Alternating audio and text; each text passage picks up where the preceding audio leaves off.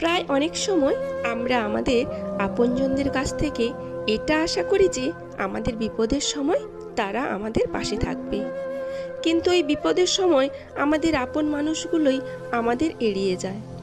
অবশ্য দোষটা তাদের নয়, দোষটা হলো আমাদের। তার কারণ আমরা তাদের থেকে একটু বেশি আশা করে ফেলি, একটু বেশি তাদেরকে ভরসা করি, একটু বেশি তাদেরকে নিয়ে ভাবি, যার জন্যই আমাদের এটি মনে হয়। এই যে আমরা তাদের থেকে এত আশা করি, এই অধিকাংশ তারাই আমাদেরকে দেয়, তার ব্যবহার, তার অভিনয়ে আমাদেরকে এটা বিশ্বাস করতে শেখায় যে সে আমাদের সাথে থাকবে, এবং তারপর যখন সেই সময়টা আসে তখন আর তাদের পাই না।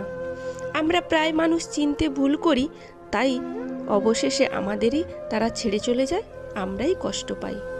তাই কাউকেই সহজে বিশ্বাস করো না, আর কারোর ওপর খুব বেশি আশা রেখো না।